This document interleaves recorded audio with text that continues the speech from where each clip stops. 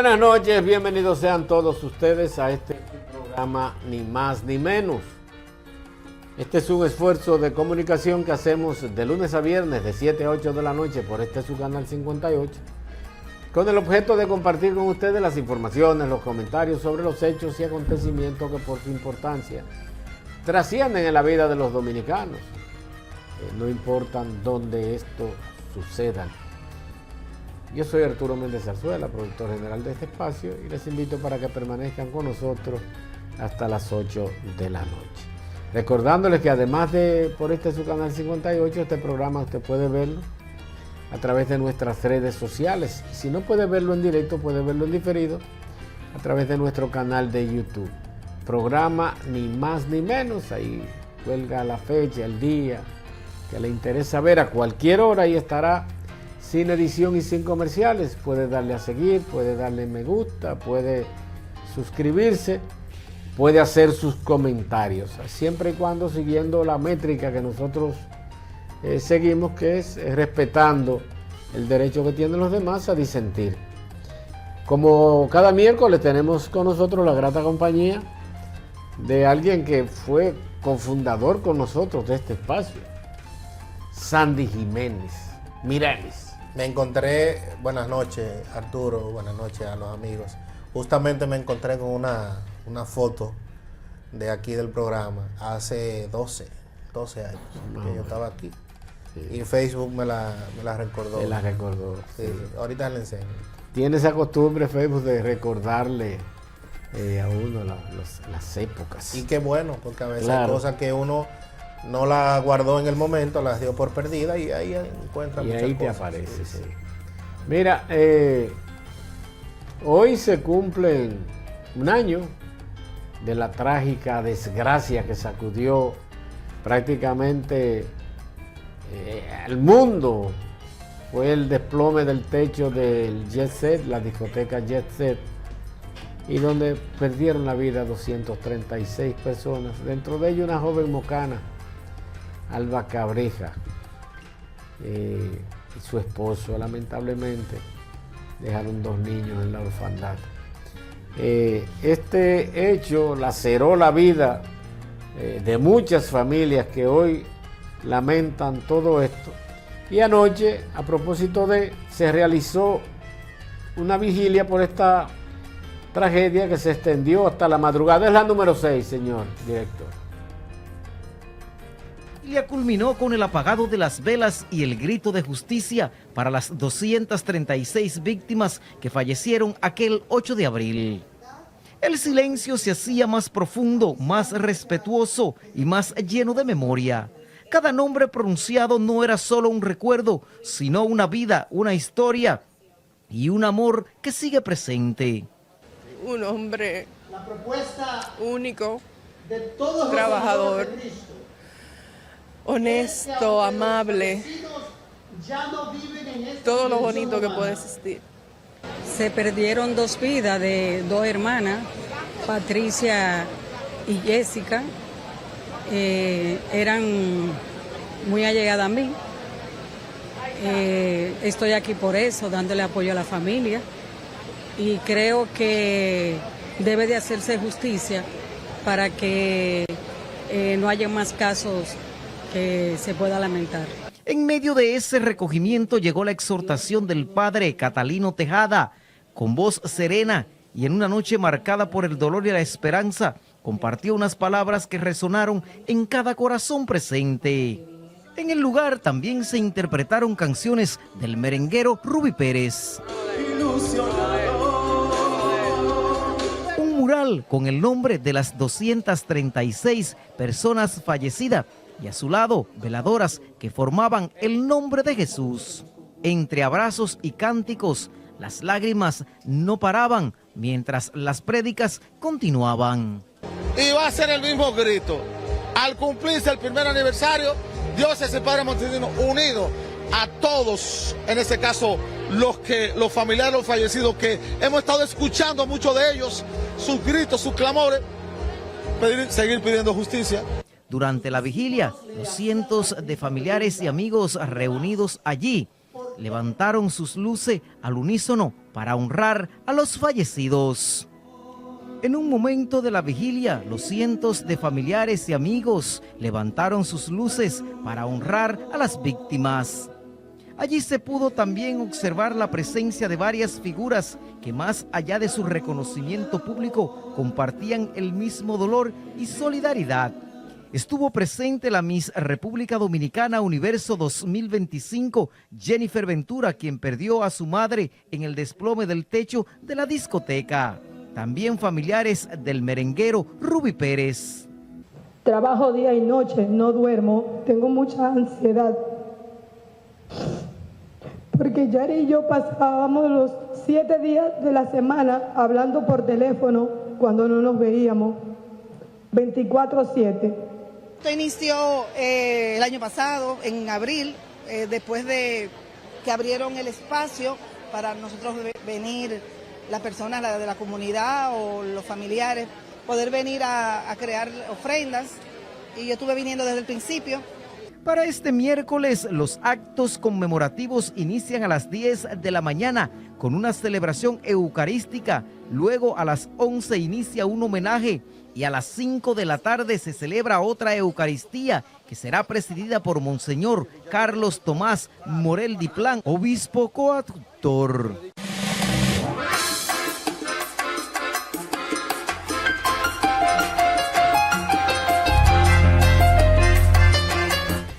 Bueno, por la última parte, perdone, las actividades, porque esto fue anoche, previstas para hoy, no se pudieron hacer. Fueron suspendidas. Porque la capital amaneció hoy completamente inundada, con lluvias torrenciales durante toda la madrugada. Y lugares que tenían mucho tiempo que no se inundaban, sectores poderosos de la capital, estaban hoy completamente llenos de agua. Entonces, a raíz de esa parte, los actos fueron reprogramados para mañana. Sí, esta situación, hay mucha gente que está, yo decía anoche, Sandy, amigos televidentes, que mucha gente está esperando y se habla de justicia. Jenny Berenice dice hoy, y eso lo consigna la prensa nacional, inclusive algunos en primera plana, que dice que los fallecidos en este caso merecen que se haga justicia y que no se puede tardar la justicia. Lo que consideran justicia es un máximo de 2 años de prisión por un caso de 236 muertos, porque la tipificación del hecho es un homicidio involuntario. Así es. Y la pena puede un juez decir que son 6 meses. Y puede inclusive no darle nada. Los problemas van a venir por sanción. Ahí vi unas declaraciones de Eduardo Estrella también, que perdió un hijo, que estaba casado con una hija de Melba Grullón. De Melba Grullón y Alejandro y los Grullón, la esposa del dueño del Banco Popular que falleció. Y decían que si el hombre no hace justicia, ellos esperan la justicia divina. Veo también dándose en el pecho las autoridades municipales y nacionales que debieron velar porque estas edificaciones se mantuvieran, sobre todo cuando concentran tantas personas y tantos movimientos, se mantengan ofreciendo, se mantenga una estructura que ofrezca seguridad. Pero ya no olvidamos de eso. Ya hubo una ley que inclusive se hizo al vapor. Para nada. Y no ha habido ninguna supervisión en ninguna parte. De nada. De eso. Eso es lo lamentable de todo esto. Y lo del clamor de justicia es un sentimiento natural de todo el que ha perdido un ser querido, pero no solo el que ha perdido un ser querido, un familiar, es un clamor colectivo. Y esta mañana leía un escrito que hizo Juan Carlos Pichardo, hijo, en su cuenta de Instagram. Es largo, pero invito a todo aquel que lo pueda buscar que lea una reflexión muy interesante. Y entre otras cosas, decía Juan Carlos Pichardo, que esa familia, Espaillat,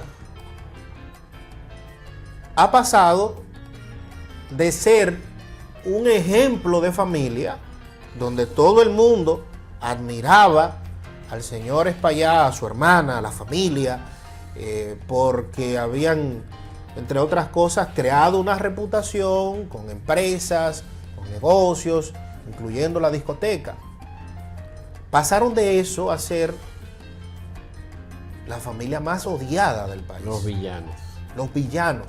Ahora, en la audiencia preliminar del lunes, que el juez también emitió allí opiniones, probablemente fuera de su espacio de juez, fuera de su espacio de juez, pero que dado el tema, bueno, pues también vienen a tocar la sensibilidad. El juez dice, yo tengo que garantizarla a todas las partes lo que establece el debido proceso.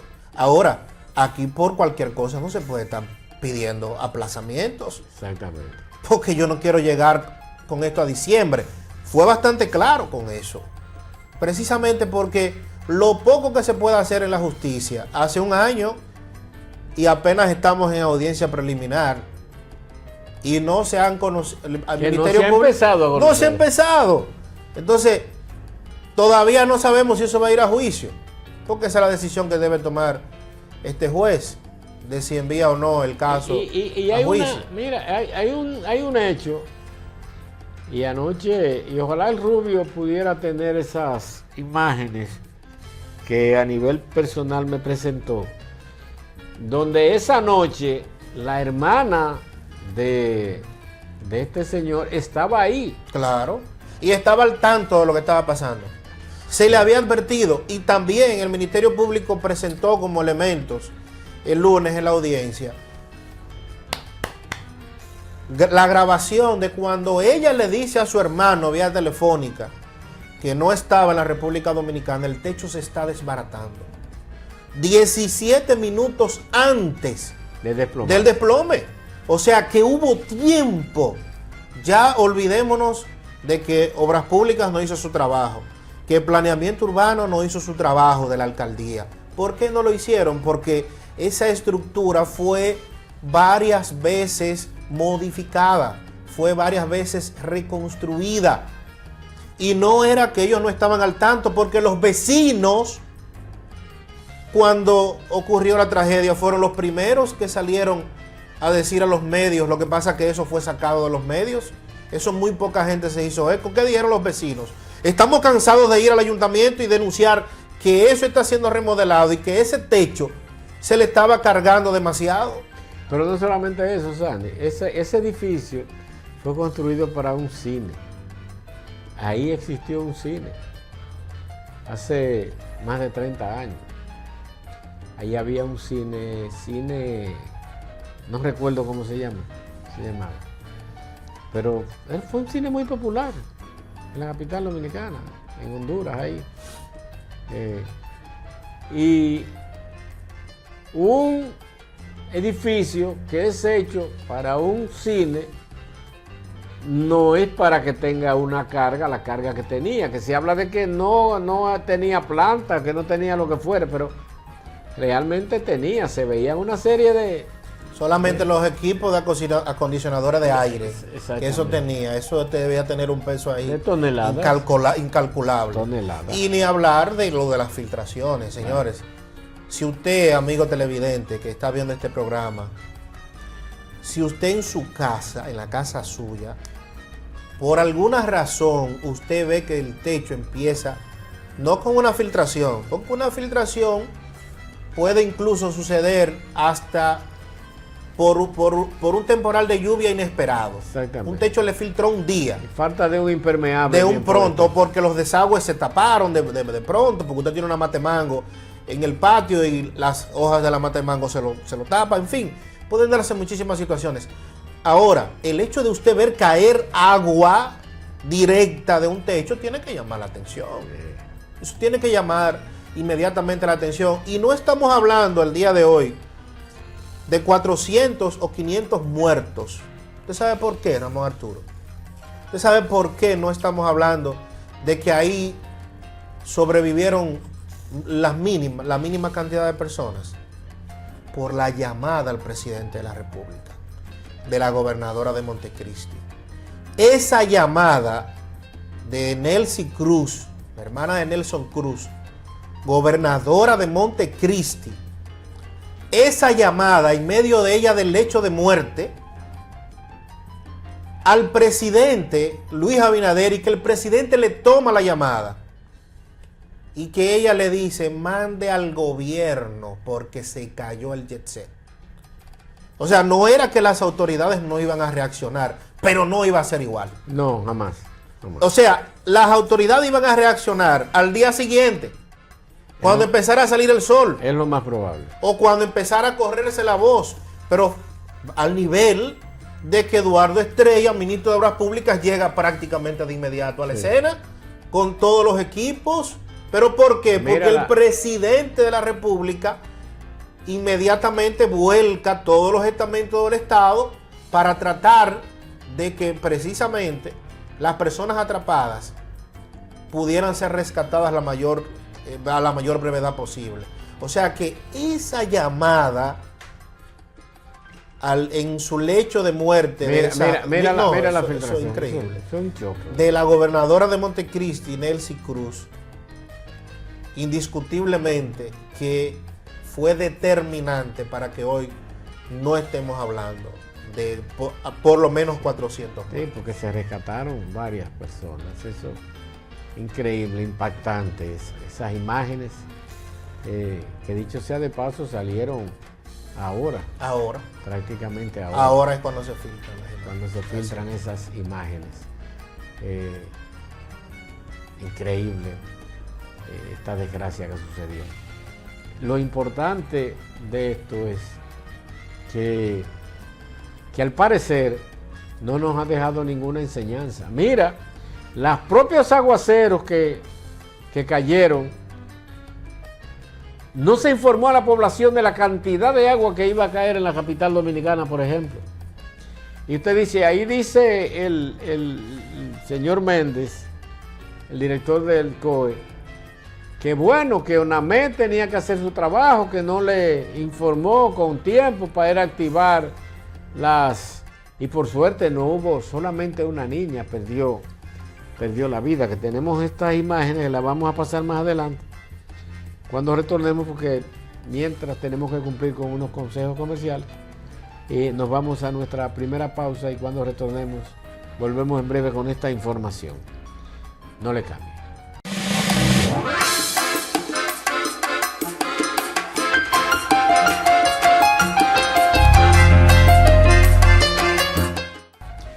Gracias por mantener nuestra sintonía. Miren, en la capital se desplomó el cielo, la capital dominicana, el Gran Santo Domingo. El MINER suspendió la docencia prácticamente. Miren esas imágenes, eso es increíble. Y hay una niña que falleció, es la única víctima que se contabiliza. La madre sufrió alguna, es la número 3, señor director. Actualmente se mantiene sobre una tabla de pronóstico bastante actividad de inestabilidad debido a la presencia de una vaguada y de un viento bastante húmedo del componente sureste. Esta condición fue lo que estuvo generando en las pasadas horas esta actividad de aguaceros que fueron muy fuertes, con tormentas eléctricas y ráfagas de viento. Estas condiciones estuvieron afectando principalmente a provincias del litoral costero caribeño, provincias como el Gran Santo Domingo, San Cristóbal, San José de Ocoa, las cuales están actualmente en aviso. Debido a estas precipitaciones, el INDOMED ha mantenido desde ya hace varios días varios avisos y alertas meteorológicas para estas zonas principalmente. Las zonas que estuvieron en aviso meteorológico son San José de Ocoa, San Cristóbal y el Gran Santo Domingo, que estuvieron en alerta en los días pasados. Cuando hablamos de alertas, estamos hablando de que estas condiciones pueden ocurrir en estas provincias. Desde hace varios días estas provincias estuvieron en alerta y le explicábamos a la población de que estos eventos, tanto como deslizamiento de tierra, crecillas de ríos, arroyos y cañadas, inundaciones urbanas y rurales, podrían ocurrir, y le decíamos a las personas que estuvieran atentos a estas condiciones. Ya cuando estas condiciones se ven inminentes, pues se avisa y se suben los niveles a aviso. expresándole de que estas condiciones ya son inminentes. Pero de hace varios días estamos ya admitiendo las alertas con respecto a las posibilidades de que estos... Bueno, ahí estamos viendo la cantidad de lluvia, pero hay muchas quejas de que no se avisó como se debió y esto naturalmente hizo que se produjeran todos estos daños. Daños incalculables. Vimos imágenes de la alcaldesa tomando medidas. Voy a buscar el dato porque Jean Suriel fue el único. Sí, el único, pero el asunto es que la gente no le pone atención a las informaciones que por lo menos brinda Jean Suriel. Jean decía que las lluvias de ayer, de anoche y de la madrugada, porque esto comenzó cerca de la medianoche, según se reporta, pero entonces fue tan torrencial y se mantuvo durante toda la madrugada que por eso mucha gente se despertó hoy y no podía salir, o se despertó porque ya el agua le estaba inundando a su vivienda. Decía Jean. Yo vi imágenes de un joven que decía: intentamos salir de la casa y la puerta no la pudimos abrir. Aquí está el dato. ¿Usted recuerda lo del 2023? Sí. Noviembre del 23, que también olvidar? En Santo Domingo hubo una situación en donde las lluvias causaron daños extraordinarios. Dice Jean que el evento del día de hoy fue similar al del 2023, de noviembre del 22 y 18 de noviembre del 23, donde se registraron en el 2022 267 milímetros de lluvia en 24 horas. En el 2023 se registraron 431. Y anoche se registraron 408 milímetros. Entonces usted puede tener una idea de la cantidad de agua de que estamos hablando. Y de zonas que, aunque hay arroyos, cañadas próximos, no se tenía durante tanto tiempo una situación como esta, incluyendo tramos de la autopista Duarte. Bueno, ese río que se desbordó, que pasó por encima, ¿tú lo ves ese río cuando tú vas a la capital? No hay forma. No existe. Prácticamente. No hay forma de verlo. Y pasó por encima de la autopista Duarte. Bueno, al punto de que desde el kilómetro 18 hasta el kilómetro 22,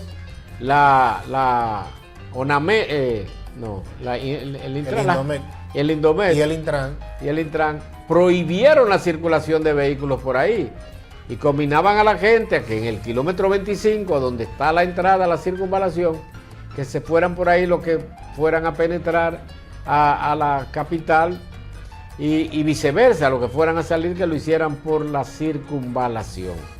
Dice el presidente de la República que ningún sistema de drenaje fluvial está preparado para soportar lluvias de hasta 400 milímetros en medio de las inundaciones que afectó al Gran Santo Domingo, prácticamente todo el Gran Santo Domingo, impactando más grandemente a la parte norte del Distrito Nacional, que fue donde más daño hizo. E inclusive, como tú señalas, eso que estamos viendo ahí son lugares residenciales. Ya no tanto eso, pero la principal avenida, esa que vimos, son lugares muy exclusivos. Estamos hablando de Los Prados, de Arroyo Hondo, exactamente, Gascue, hablar de la Churchill, de zonas céntricas. Exclusivas. Sectores exclusivos. Donde el metro de tierra vale $15,000. Imagínense. Entonces, esto debe llamarnos de alguna manera a la reflexión, pero es que nada más nos acordamos. Y dejar de ser tan cerdos. Ahí es donde está el problema. El problema principal está en que no hay supervisión de lugares en donde se construye, se tapa una cañada, se mete un sistema de alcantarillado, se rellena y ahí se construyen urbanización. Sí, y hablando de construir, ya no solamente construimos urbanizaciones engañadas, construimos villas en el medio del río prácticamente. Esa es otra. ¿Cómo se llama? El Paraíso. En Paraíso, Río Paraíso. Estas imágenes pertenecen a las inundaciones. Tú tienes unas imágenes, Rubio, de Río Paraíso, Villa Trina. Un paraíso, eso es un verdadero paraíso. Un verdadero paraíso. Donde a un señor que tiene tanto tupé que todavía nadie ha osado publicar su nombre. Nadie, ni siquiera las autoridades. Las imágenes que te mandó Sandy, las autoridades le pusieron hace un año 100,000 pesos de multa cuando empezó a construir y siguió construyendo. Y si no hay denuncias a nivel nacional, sobre todo Ricardo Nieves, que fue el que más impactó, todavía este señor estuviera disfrutando de su villa. No tenemos Sí, vamos a ver las fotos, la enviamos por ahí, se la enviamos al Rubio, porque luego de hacerse viral el video y la crítica de parte de el doctor Ricardo Nieves, entonces Medio Ambiente, y veía a Delio Ferreiras, que también confirmaba, decía, bueno, pero que nosotros hicimos lo que estaba en la mano de nosotros, someterlo a la Procuraduría de Medio Ambiente, y en Santo Domingo lo que se le puso fue una multa administrativa de 100,000 pesos. 100,000 pesos. Hace un año. Entonces, dada la revuelta causada, el impacto por un video, esa era la estructura. Por el video viral y el comentario del doctor Nieves, es entonces que se produce la segunda visita de parte del Ministerio de Medio Ambiente y entonces se ordena la demolición de la estructura.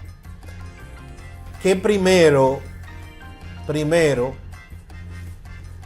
eso no es un lugar tan clandestino ni tan inhóspito como para que nadie se percatara de lo que estaba pasando allí. No, pero que llovieron las denuncias. Y que si el video no se hace viral, y si no lo hace Nieves viral, entonces pues no pasa nada.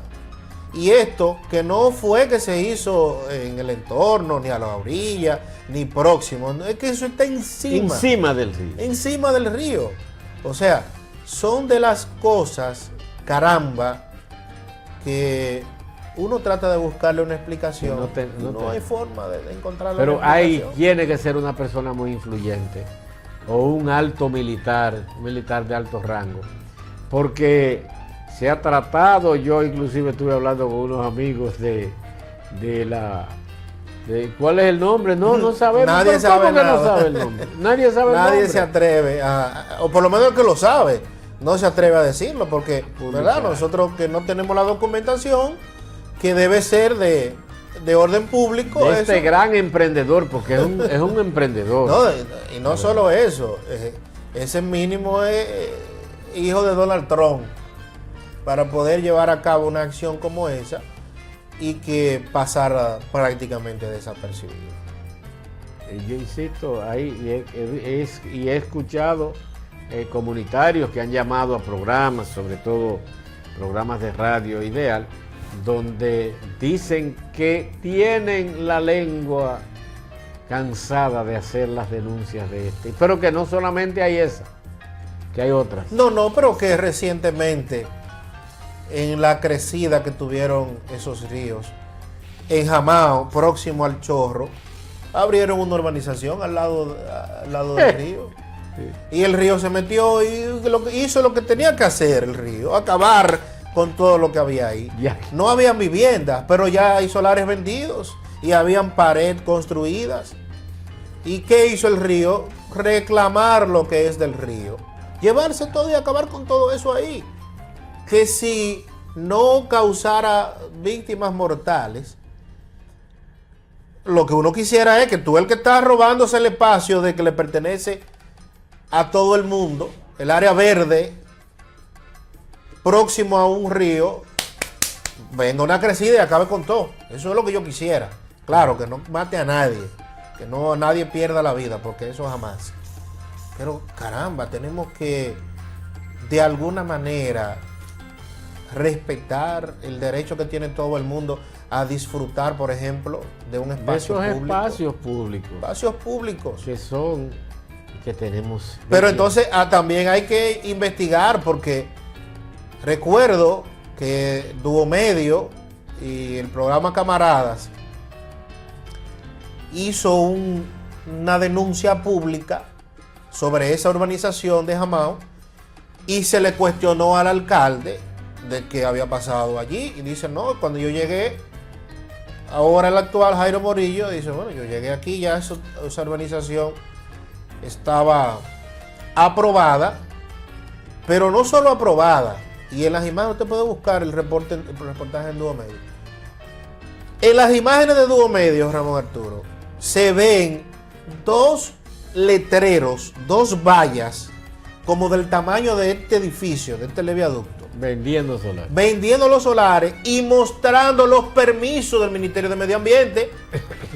De Medio Ambiente. Los permisos de Medio Ambiente y del Ayuntamiento de Jamao en dos vallas gigantescas que no había manera de usted no verlo. O sea, era diciendo, nos robamos esto, atento a nosotros, estamos haciendo aquí el barrio y miren los permisos que tenemos. Nos dieron permiso.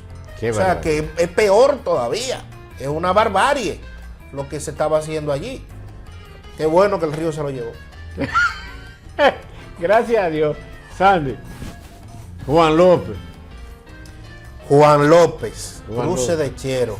Hay una visita que cursaron unos prominentes personalidades y ejecutivos, tanto del Poder Legislativo como del Poder Municipal y del Poder Ejecutivo.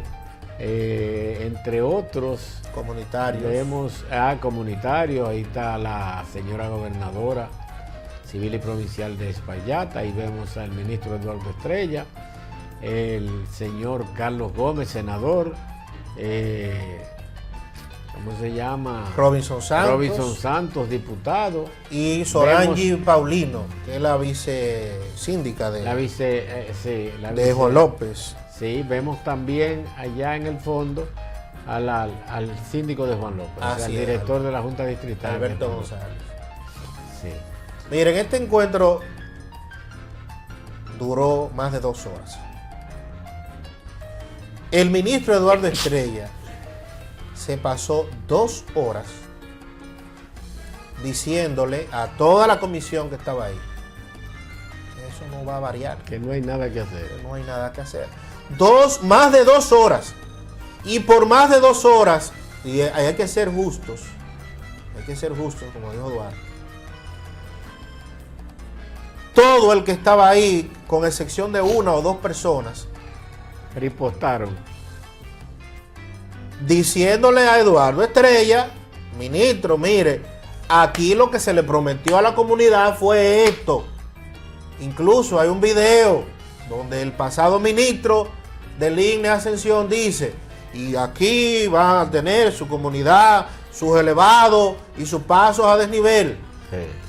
No lo dice nadie, lo dice del INE Ascensión, ex ministro de Obras Públicas. Entonces, ¿qué sucede? Que hace más de 2 años, y a mí me consta, desde la Asociación para el Desarrollo de la Provincia de Espaillat, ADEPE, se empezó a dar la voz de alerta de que se había modificado el diseño de esa carretera, que no es circunvalación, de esa interconexión de los cruces. Ese es el nombre, debe ser, es una conexión, una interconexión de 2 cruces. O sea, más de 2 años que se citó al ministro varias veces a las oficinas de ADEPE, no compareció, del INE no compareció tampoco Eduardo después que asumió, quedaron de enviar varios viceministros que tampoco fueron. Se recibieron en la capital varias veces las comisiones para explicar qué era lo que se iba a hacer. Varias veces han invitado, pero a esa obra, ¿cuánta gente han ido a esa obra allá? Y los ingenieros han mostrado y han explicado qué es lo que van a hacer y qué es lo que están haciendo ahí. Y en ninguna parte han hablado de los elevados y de los pasos a desnivel. Ahí lo que va a haber es un desvío que no se sabe a qué altura, porque me inquieta, por ejemplo, los que van. Juan López es una comunidad productora de cerdos, muy productiva, de pollos y de huevos de gallina. Ahí van camiones altamente cargados. Y de importadoras de vegetales. Exactamente. De varias empresas exportadoras que están exportando vegetales desde allí también. Desde Juan López. Mi pregunta es la siguiente, Sandy. Tú como productor agropecuario, pecuario, cuando un camión de esto vaya cargado para Juan López a llevar alimentos para la producción pecuaria, para la producción animal, ese desvío tendrá espacio para que esos camiones en ese U-turn, o sea, en esa vuelta en U que va a haber que hacer, tendrá espacio esa vía, en esa vía. Bueno. ¿Dónde es que se va a hacer el retorno realmente? Esa es la Pero gran no pregunta. solamente eso. Esa es la gran pregunta. Esos camiones que vienen cargados de vegetales, que normalmente son furgones frigoríficos. Sí, exactamente. O sea, camiones que tienen una refrigeración especial, cuando van a hacer ese desvío, que entren como que van para los pilones y tengan que devolverse, o deberán seguir por Estancia Nueva. Eso va a crear inconvenientes, quieran o no, va a crear inconvenientes, sobre todo por la zona. Pero dése cuenta, Arturo y amigos televidentes, que nos estamos concentrando en el cruce de Chero. Exactamente. Sí. Pero lo mismo va a pasar en Estancia Nueva. En el cruce de Estancia Nueva es el mismo diseño para el que viene de San Víctor y para el que va para San Víctor. O sea, no hay otra cosa. Es comunidades productivas también. Es la misma situación. ¿Qué es lo que de manera personal yo critico? La reacción tardía de la comunidad. Bueno, llama la atención, Sandy, ahora que tú hablas de reacción tardía, un comunicado prácticamente que hace el alcalde municipal, doctor Miguel Guarocuya Cabral, que inclusive reclama que no se le dio a él como alcalde municipal, no se le dio participación en la toma de decisiones de esta naturaleza, partiendo del hecho de que la ley, como principal actividad, como principal autoridad municipal, por ser el único alcalde, que tiene que ver porque, por ejemplo, lo que hay en Juan López es una junta distrital, en Villatrina también, y que no se le dio participación, como establece la ley, que debió inclusive ir, dice Miguel Guarocuya Cabral en un escrito que es público ya, que debió ir a planeamiento urbano para que planeamiento urbano determine técnicamente la viabilidad de esto que se ha pretendido o que se va a hacer, porque ya es un hecho. Porque lo último que hizo que dijo Eduardo Estrella en esta comunicación, y así lo publica Dúo Medio, Bardil la Antigua, que estuvo allí, que participó en la reunión. Que no sé por qué no participaron más medios. Bueno, porque él fue el único, quizás fue invitado. Para mí que fue Carlos Gómez que lo invitó. Pero exacto, a eso me refiero. O sea, el senador era a puerta cerrada. Bueno, porque ahí parece que sí. Bueno. Pero crédito a Bardili y claro, claro. Que todo el crédito. Estaban donde debían estar, ¿eh? Todo el crédito a Bardili. Estaban donde debían estar, pero yo digo, era puerta cerrada. Por eso yo digo de Bardili y Dúo Medio, todo el crédito. Todo el crédito, porque si no, sabrá Dios. No. Muy poca cosa. Si se sabe, si no se sabe. Se hubiera retransmitido, obviamente, lo mínimo. Lo que conviniera que se transmitiera. Por demás, Arturo y amigos televidentes, esto deja un sabor agridulce de una obra tan importante para la provincia de Espaillat y para el desarrollo en sentido general de todas esas comunidades. ¿Por qué? Porque recuerden que lo que nos han vendido desde el inicio es que la interconexión de estos dos cruces nos va a ayudar a despejar un poco Juan Lopito. Con esto de los retornos, no espere que Juan Lopito se va a despejar. Eso no, eso no es verdad. Jamás. Eso no es verdad. Y lo otro es el hecho de que a mí me hubiera gustado que el ministro Eduardo Estrella responda, o la compañía que está ejecutando la obra respondan cómo se hizo la adjudicación de la obra. ¿Cómo se hizo el presupuesto de la obra? La adjudicación de los fondos se hicieron con el diseño original que contemplaba los pasos a desnivel y los elevados. Pero aparte de eso, ¿quién puede responder esa déjame pregunta? verte de frente ahora. ¿Quién puede responder? Porque tú has traído un tema, pero no solamente es que nos están cogiendo de pendejos. Pero espérate.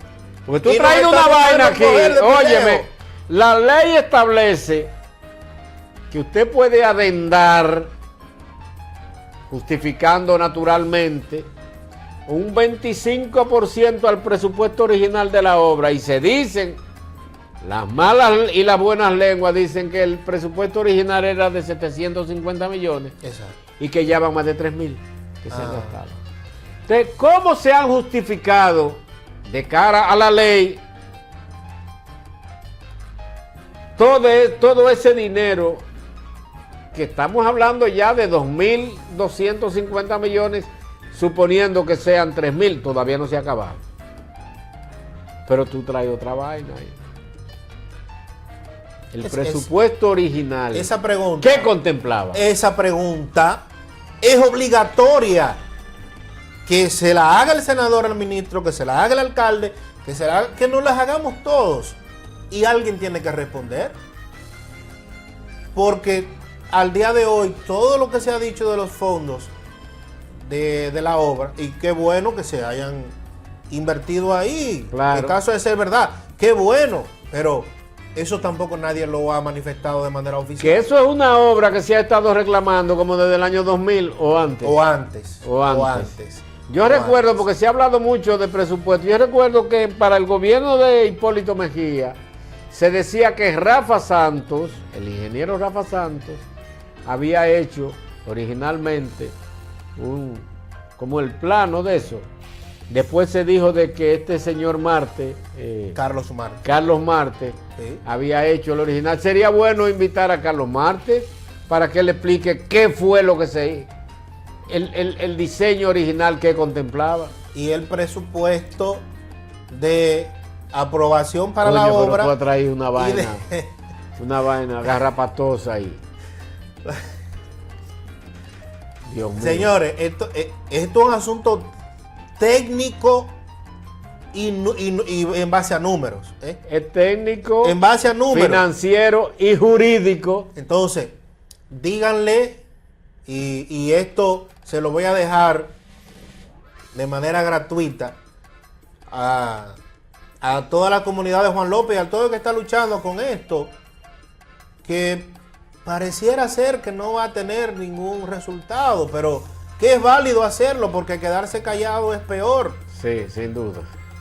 El reclamo debe ser dirigido en que se le diga al país y se le diga a la provincia Espaillat cómo se han ido adjudicando los fondos y cómo fue aprobada la obra, porque ahí es donde la puerca retuerce el rabo. Verdaderamente se le mete el agua al coco.